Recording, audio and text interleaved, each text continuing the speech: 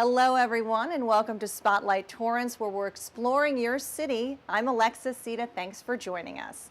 And Happy New Year to you. We hope you had a great holiday season with your friends and family. And we're going to jump right into 2011, as has been our tradition here on Spotlight Torrance. For the first show of the new year, we are bringing you all things Torrance Rose Float. Now, I'm going to be relinquishing my hosting duties for the moment. Don't miss me too much. But you will be in excellent hands with special correspondent Adam Baxter. Oh, Adam. Hello, Alexa. Happy New Year to you and Happy New Year to everyone in Torrance. I'm at the 2011 Rose Parade viewing grounds. It's a beautiful sight here, and the parade was amazing. Here's just a little bit of what we saw.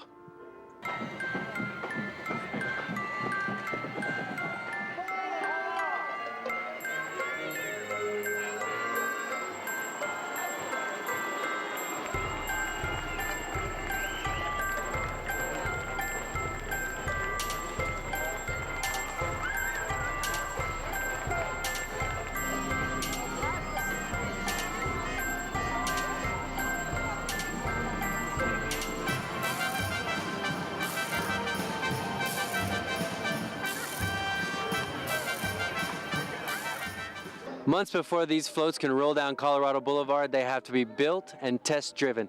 Christy Kapik was there to see our float test-driven. Raven Woods is just one of the 8 privileged riders who got to take the city's float out for a mile-long test drive recently, and she's not the only one looking forward to floating along on this trip. It's a smooth ride, but yet it feels like I'm on like a little, like I'm so small on it because it's so big. This is the first time that we, my wife and I, are going to participate riding. This was part of her bucket list. Construction on the float began nearly 3 months ago, and today's final street test will be the last one before it hits the streets of Pasadena come January 1st.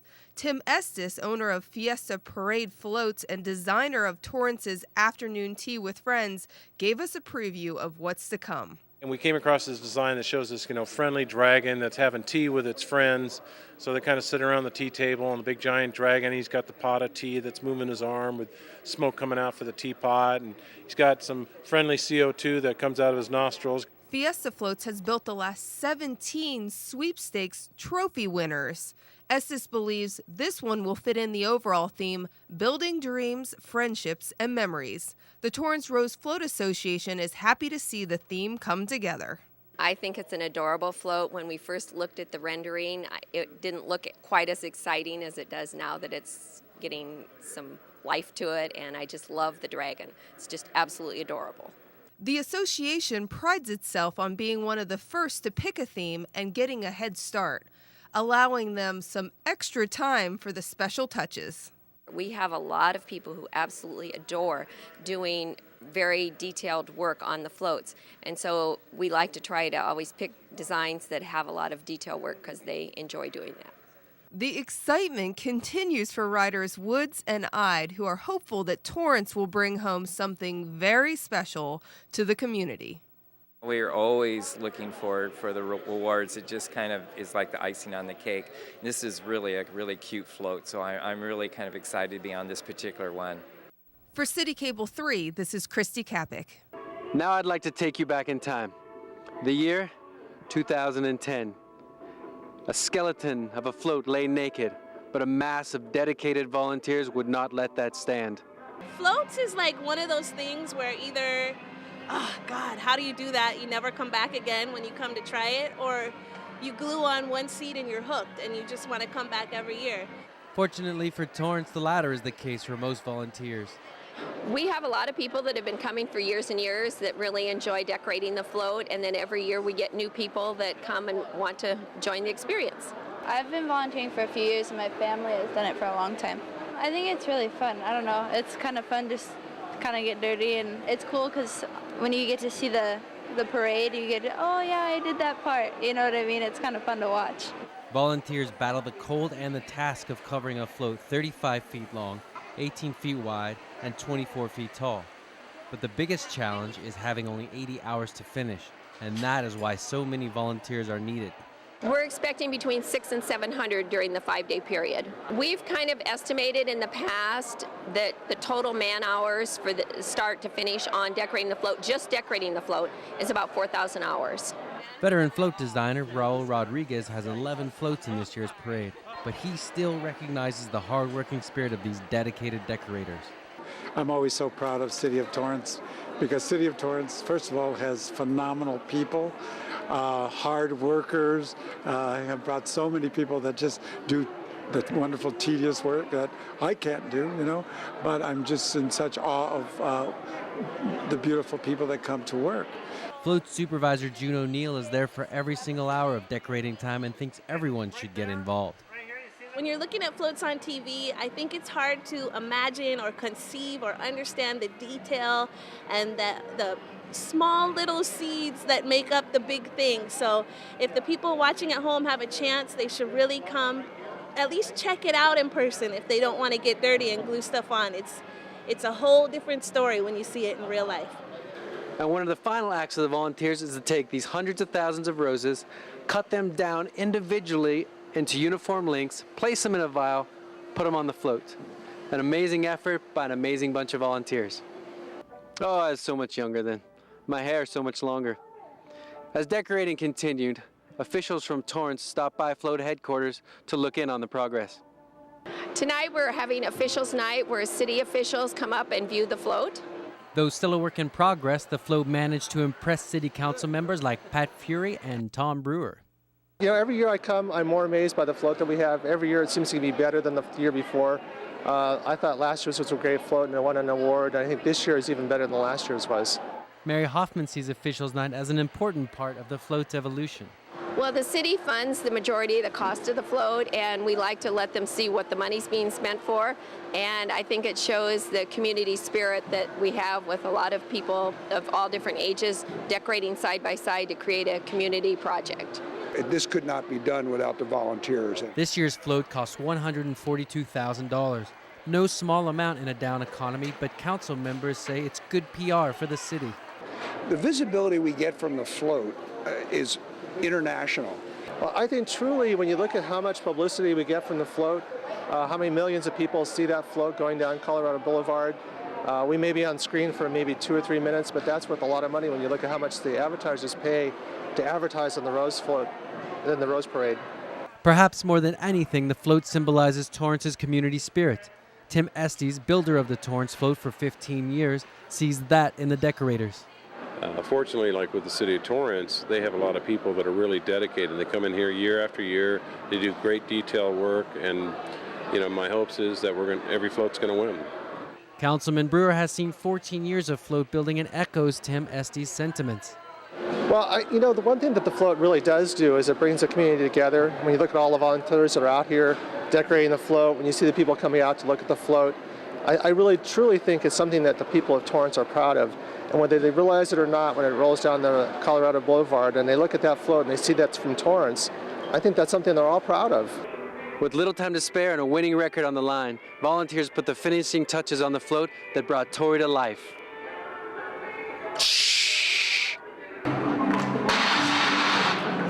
It's just excitement. Everybody says that it's just one of those lifetime experiences, so that's what we're really looking forward to.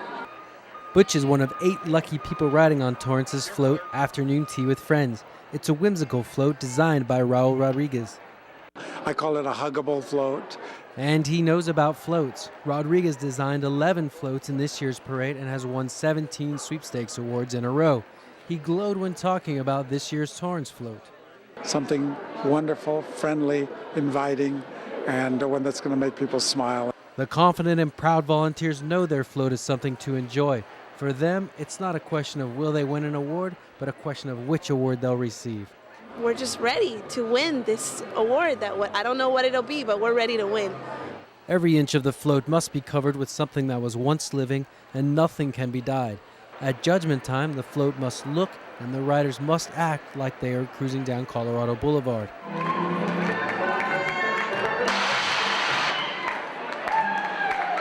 This is Cindy Wells' 7th year decorating and 5th year on the float board. And this one's just a magical, whimsical float, and it's just cute and fun, and it sets the theme so much for the parade. Despite the fact that it's a competition, Judgment Day still has a festive atmosphere.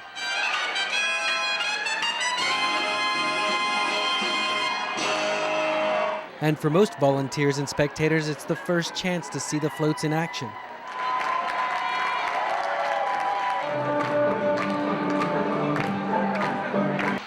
The announcement of awards is made just before parade time. But what did the public think of Tori the Dragon? I think Tori the Dragon is awesome, and it just blows me away that they can make him out of flowers. I really like it, and it's very pretty, and I like how the dragon, how it is pouring tea. I think that's really funny, and it's awesome. This is my favorite float. And the winner is Afternoon Tea with Friends.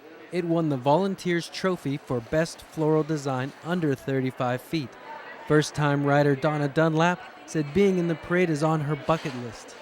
I can't wait to see the crowds from the other side. I've been over on the curb looking at the floats, and now I can't wait to be on the float looking at the crowd. 9,998, 9,999, 10,000. They're all here. All that's left to do now is take the 9-mile, 6-hour drive to Pasadena, and tomorrow, the magic begins. Tournament Volunteers Trophy Best Floral Design. Not too shabby. But the main event is the parade. And this year did not disappoint. Here's what we saw. What are you looking forward to seeing the most? I'm looking forward to see the floats and the roses on the floats. Alyssa wasn't alone. The other 700,000 fans that lined the 5.5-mile parade route were anxious to see the floats created with a theme, building dreams, friendships, and memories. Paula Dean reigned over the parade as the 2011 Grand Marshal. And there were 22 marching bands, including ones from Japan, Mexico, and the all Los Angeles High School band from right here in Southern California. 22 was also the number of equestrian entries. The horses came in all sizes, and riders didn't always ride sitting down. And not everyone was riding a horse. Rose Bowl opponents Texas Christian University and the University of Wisconsin sent their cheerleaders and bands down Colorado Boulevard to represent. The real stars of the parade were the 46 beautifully decorated floats. The 22 awards handed out to the top floats included Volunteers Trophy for Best Use of Floral Design, City of Torrance, Afternoon Tea with Friends. The Bob Hope Humor Trophy for Quick Creek Company's What America's Made Of. National Trophy for Best Depiction of Life in the United States, Past, Present, Future for Ronald Reagan, Inspired Freedom, Changed the World. Queen's Trophy for Best Use of Roses, Cunard Line, A Grand Celebration at Sea. Riding on the International Trophy winner, China Airlines Collaboration Builds Friendship and Winners, is Raul Rodriguez. Rodriguez designed 9 trophy-winning floats this year. And the Sweepstakes Trophy for Most Beautiful Entry went to Dole's Living Well in Paradise. But amid the pomp and circumstance, a real winner was behind the wheel of a parade float. For the last 5 years, Ken Nichols has driven the Torrance float and has driven a parade float for the last 40 consecutive years. At 80 years old, he is retiring, and the 2011 Rose Parade is his last. I'm a little sad at leaving, but a lot of memories. It's over probably 250 miles on Colorado Boulevard at 2.5 miles an hour.